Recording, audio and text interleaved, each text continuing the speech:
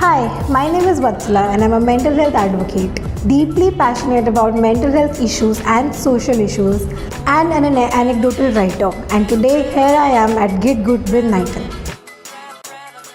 Hi, so before we dive into this video, I just want to tell you about the giveaway we are doing. So we are giving away a Razer DeathAdder Essential Gaming Mouse. If you want to enter the giveaway, just subscribe to our channel and leave your Instagram handle in the trailer of Get Good with Nitin. I'll put the link in the description, and yeah, winners will be announced 24 hours after our last episode's air. Alright, hope you win. Hi, I'm Nitin and you're watching Get Good with Nitin, and today I'm joined by Vatsala. Vatsala, first of all, tell me, did we pay you to give us a proper fist bump? No, you did not. See, it's an honest show, guys. I just make a telepathic connection with all of my guests. I'm just so good at talking with people.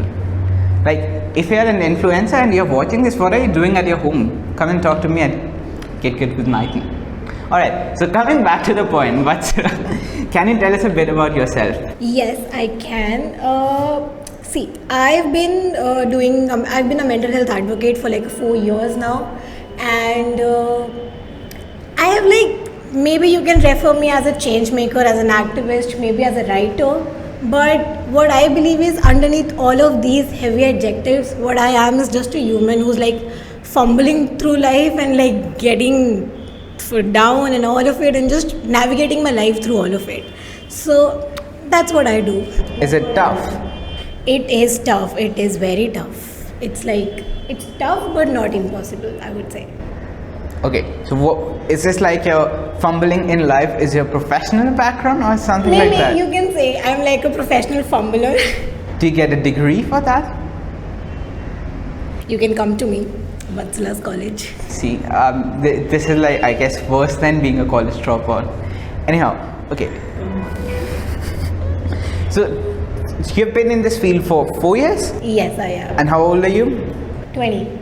So you've been around in this field for like 16 years? Yes. Since you were 16? Yes. What made you get into this field? I do have a funny story behind getting into mental health. I was just a 10th grader. I didn't know what to do next. I was bad at science, I was bad at commerce. I knew that I would not go into science for sure. But I also believe that maybe arts may not be that field for me. But then I recognized and then I realized that there's a field known as psychology, and I just got so very intrigued with it. Like, I didn't know what I wanted to do after 12th. I didn't know what I wanted to do in 11th and 12th as well. But just the subject psychology intrigued me so much that I took arts. I moved from my hometown. My hometown is Panipat, and I moved from my hometown to study psychology, and I came to Gurgaon to study it, to do my 11th and 12th. And ever since then, the journey has somehow been accidental for me. Like, I was in 11th. I remember I think I was giving my 10th boards exam when I realized that I am a loner in life. Like, I had no friends to talk to. I would go online for hours and hours on Facebook and Instagram, but nobody to actually sit down and have a conversation with. And I prefer like face-to-face conversations more than the online conversations. So I thought maybe there are more people like me, because I wanted to like make myself feel Millennial better. problems. Millennial problems, yeah. And I also wanted to make myself feel better, that I'm not just the alone person in this journey. So I thought maybe there are a lot of people out there who needs to talk.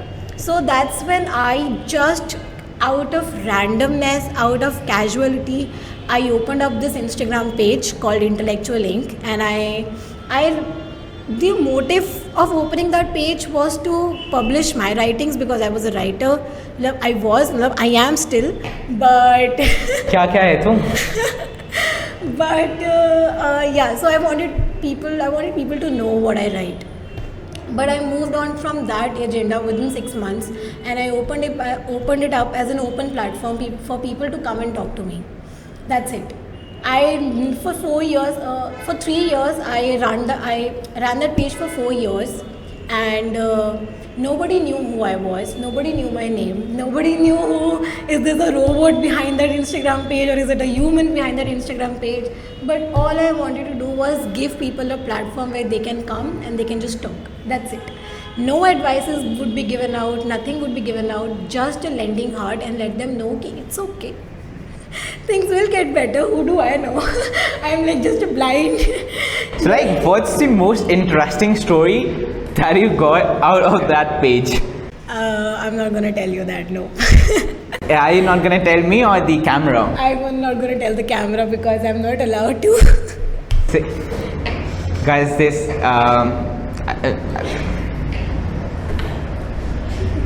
we know this story actually. It's interesting, but she doesn't want to tell it. तेरी TRP बढ़ जाएगी episode की. No, it's okay. I don't want that. She doesn't want TRP. What can we do? So, what was the defining moment that took you from, I don't know, dropout? Were you a dropout? So, from whatever you were to whatever you are, I'm not even sure. What was that defining moment? The defining moment for me in the field of mental health was that when I opened up Intellectual Ink, it was very innocent for me. Like, I didn't know the impact it could do to people. I didn't know the impact it could do for me. If one thing I want to tell you today is that all of these things that I do in the field of mental health, they are not to save others. It's basically to save myself. So it was too innocent for me. Intellectual Ink, the starting of it, the beginning, the everything. It was very overwhelming, of course, for as a 17-year-old who didn't know what she was doing. But the defining moment for me was when this guy who texted me on Instagram with his problems, and I didn't know what to tell him. But all I did was I just tell him, just told him very random things. Ki, it's okay, that it's going to be better, or maybe whatever 2-3 lines from movies I must have seen, and I had like copy pasted them there, and that guy kept coming back again and again to Intellectual Ink, to always feeling like whatever goes wrong in his life, he thinks that Vatsala is going to be there for me, and Intellectual Ink is going to be there for me. And I still remember one day he texted me up out a thing where I think 2 a.m. in the night, and it was like very odd hours, and he says ki, you know what, you saved my life. It was a very innocent thing. You didn't do anything directly, but indirectly the reason I am alive today is you. And that was the day when I realized ki okay, Intellectual Ink has done some if कुछ करा है. कुछ करा है. I mean, I was myself as a 17-year-old. I faced a lot of mental health issues myself as well, but the defining moment for me was that I couldn't save myself, but at least I saved someone, and there was no looking back for me. Since from that day onwards, I have not looked back. I have fallen down a lot of times. Today still, I think probably I'm good enough, I'm good where I am in life, but I always go back to that day because that day indirectly saved me as well. So are you like still on Intellectual Ink, or are you still somehow helping people out? No. Intellectual Ink, I had to close down Intellectual Ink in September 2019 because of some personal reasons. I would not be able to tell you that, although you do know that. But I keep saying कि TRP बढ़ जाएगी, मुझे पैसा मिल जाएगा, but she's not doing. No, I don't want TRP. I want. I'm like a TRP whore. You, my friend, chose the wrong person. Okay, so are you like still somehow continuing to help people the way you did with Intellectual Ink, maybe on some other platform? Yeah, so I did had to close down Intellectual Ink, but I was too adamant to just sit down and not do anything. I was like, no, that's not me. So 6 months back, I opened up, I started this broadcast known as Leave a Light On. When the pandemic started, as everybody was like, what to do, what not to do, boredom and all of it.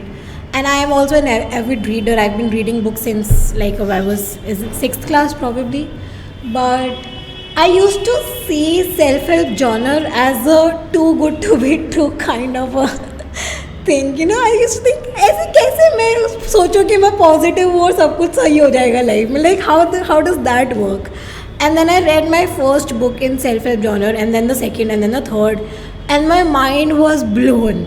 I like, this is a treasure that it's out there for us and nobody's taking it. What's your like favorite self-help book? I think my favorite self-help book would be the very first book that I read, and that was The Monk Who Sold His Ferrari. And you should read it. Everybody should read it. Let me know, I'll give you a copy, but do read it. It's not paid.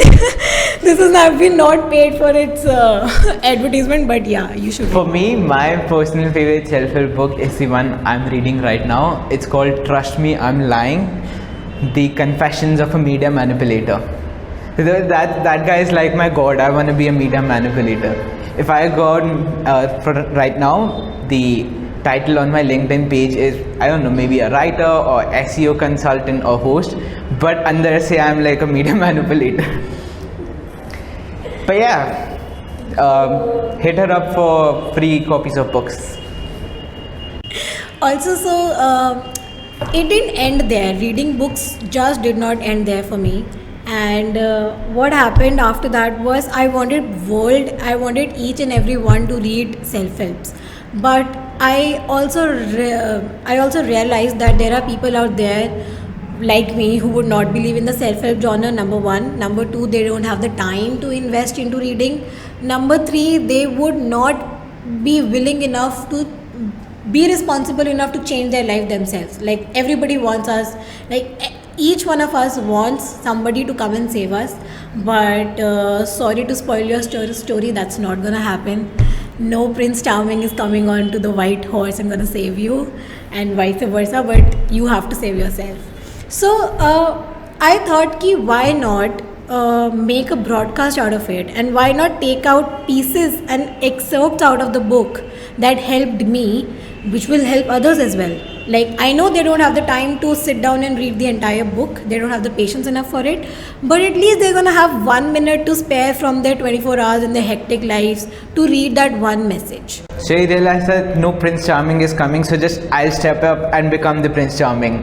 Yes, or the you Princess see Charming. the irony in this? Or like non-binary charming, Yeah. because we are very inclusive at Trigger too. Yeah. So how is that going now? Leave a light on spread like a wildfire. Like, I did not know it's gonna happen, but within 24 hours of me rolling out the Google Forms for people to subscribe to it, I had 200 people joining it Damn. in 24 hours. And currently I have 500 people listed in my broadcast, and this is something that made me survive the last 8 months, to be very honestly, because forcing myself every night to create content, because it's creating content only, like, in a way I have to refer to books, I have to merge lines and everything, I have to sit down, write it out, put it into a format, and then schedule it for sending it out in the morning.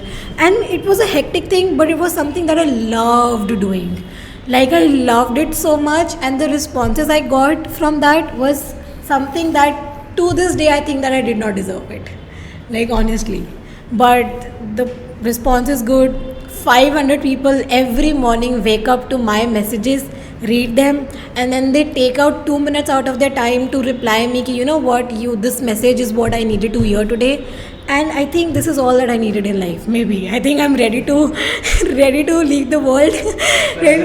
Sannyas leke maybe I want to go out because my work here is done. Your 20 and your work is done. My work is done, yeah. Alright. So if someone wants to join your broadcast, what should they do? Yeah, maybe find me on Instagram and text me, or just... You don't have a proper sign up? No, I don't have a proper sign up. You'll have to find me on Instagram, and my Instagram username is like very funny. We'll put it in the description and the link. Okay, so in between all this hectic life, how do you take your mind off stuff? How do you take your breaks? Before the pandemic, I have segregated my life into two parts: before the pandemic and after the pandemic. before the pandemic, I would not take out time for myself. Like, I was a mental health advocate myself. I was dealing with mental health issues. I was every day hearing everybody's stories, but I would not take out time to sit with myself and address my concerns as well. So for me, breaks were like, मुझे कुछ नहीं हुआ है. Nothing has happened to me, bro. I am all chill and fine in life. But that was not the What's case. happening? Do you want headphones? Okay. Keep rolling, keep rolling. This is what makes Kate Good with Knighton actually good. कहाँ पे थे मैं भूल गया. Yeah, so You did not take breaks. yeah, I would not take breaks. I would tell myself that nothing is bad enough for me and nothing has gone out of my hand as of yet. But in reality, things were pretty out of my hand back then. So after the pandemic, when I had the time to, be steady, like all of a sudden everything stopped around you, and I had to stop as well. And I got into self-helps. I thought that, what, reading is just a hypocrisy. Like, you read it books after books, but you don't do anything what it tells you to. Then what is the use of reading those books? You might as well just listen a podcast and then go to sleep. But I started doing all of those things that was suggested in the books, and I saw the changes happening. I was a person who would not exercise at all, but during the pandemic I exercised so much, and it helped me clear my thoughts. It helped me release some emotions. It helped me release my anger or whatever pent up anger I had, frustration I had. So after the pandemic, I did take a lot of breaks, and now if I want to take a break, I just go cycling, or I like write a lot of frustrating things on a page and then I just burn it. Like, yes, jab we met, I do that. ये तो breakup वाला हो गया वाला. But for everything, that's a solution.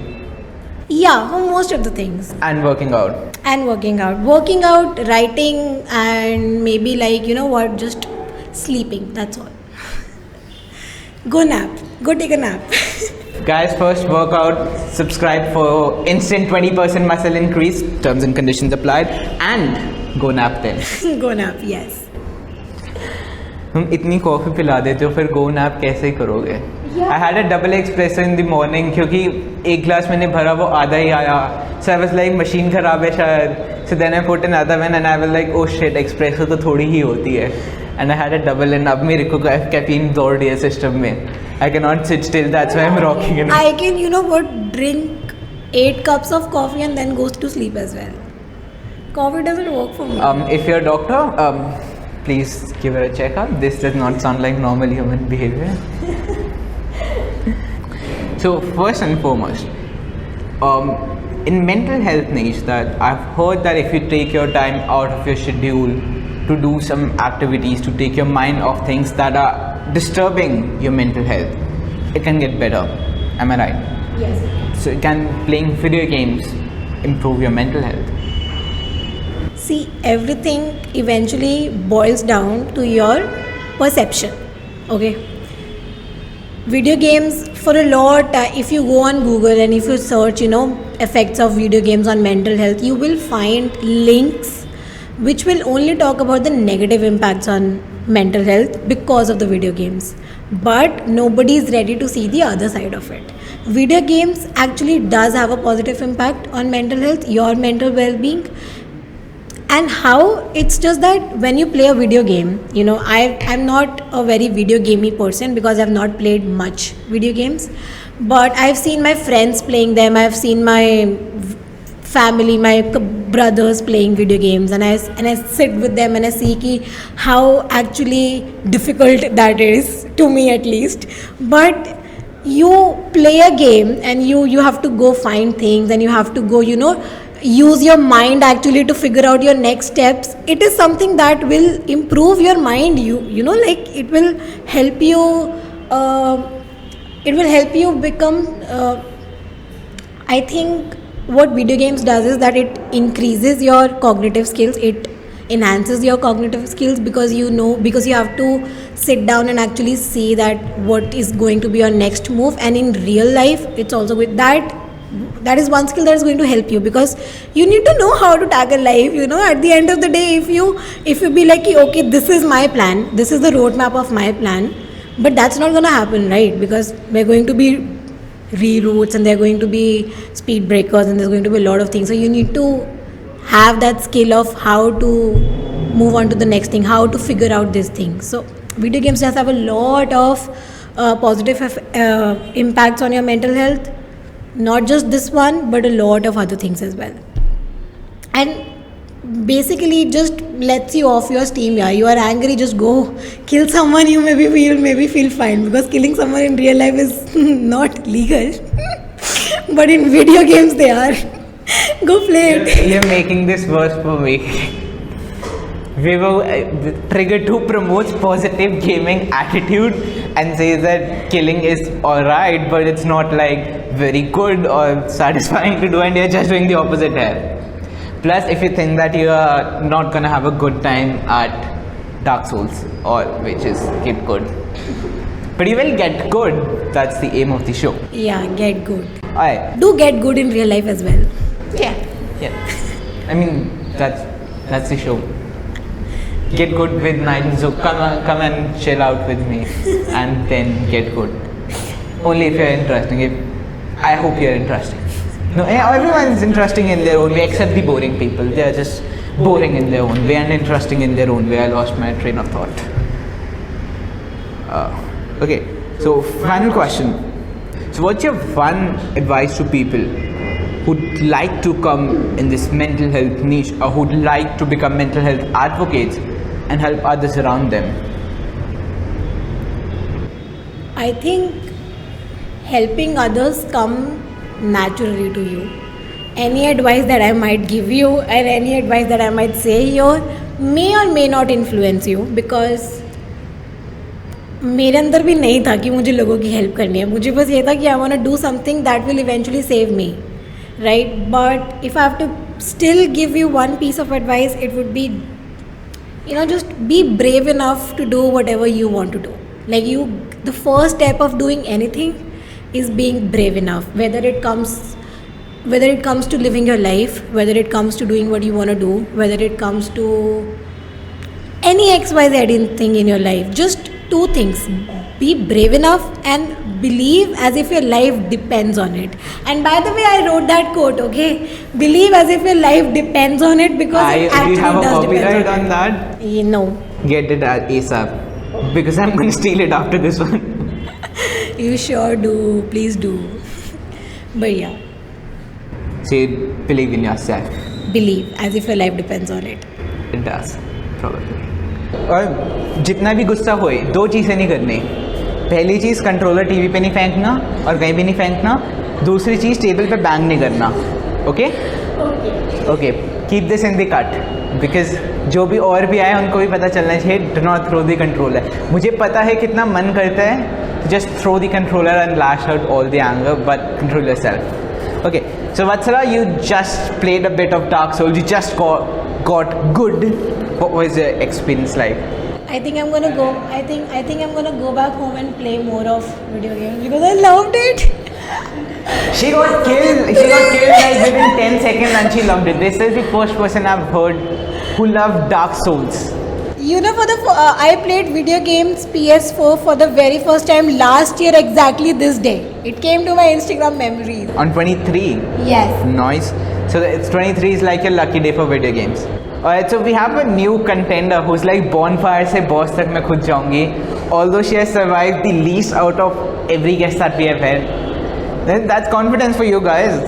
Alright, your time starts now. Where am I supposed to go? Straight. No. Are Even if you reach the boss arena without dying, you'll have my respect.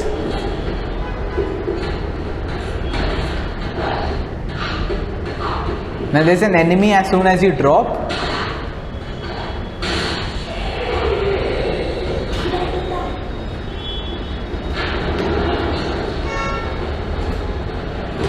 You have your right D-pad का button है, right arrow, press that. Your sword is unequipped. with this button. There we go. I've reached the bottom anyway. Okay. Did I or did I not reach it? You did reach it. और 1 minute survive भी कर गया. See, told you. This is a family friendly show, Vatsala. Please keep it. But I didn't say anything. Did I? Yeah, I think so. But I did not.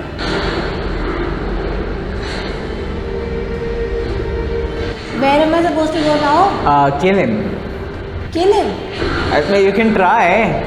पहले health. What is that anyway? So guys, that was the game that Vatsala loved, and she hit 2 minutes, 1 minute and 28:20. So that's like at least not the last. RJ Manav, I'm sorry Manav bhai, तुम last पे रह गए. Alright, so Vatsala just had a playthrough of Dark Souls, और मुझे पहला बंदा मिले जो कह रहे I like Dark Souls and I'm gonna buy that game, and her time was 1 minute 28 seconds. which is not the last, so it's Yeah. not so bad. What was 80. Cool. How do you feel not being the last? I feel very good. At least first time मैंने video game and I'm not last. I was worried about that. Alright guys, that was Vatsala on Get Good with Nighton. So how was the experience here?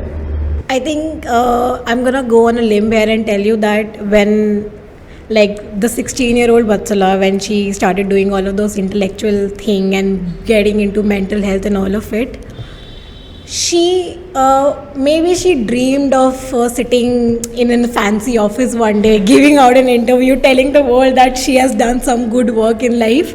And I think the 16-year-old Vatsala today is proud because of you. So thanks for the experience. Thanks for having 16-year-old me. Vatsala, you are welcome. Thanks. Alright. Subscribe to Trigger 2. Also do subscribe to Trigger to get. No.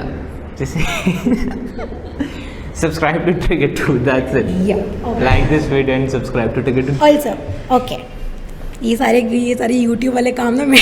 Okay, so that was Vatsala on Get Good with Nighton, and that's it for this episode. Do subscribe to Trigger 2 and check out our giveaway. Alright, goodbye.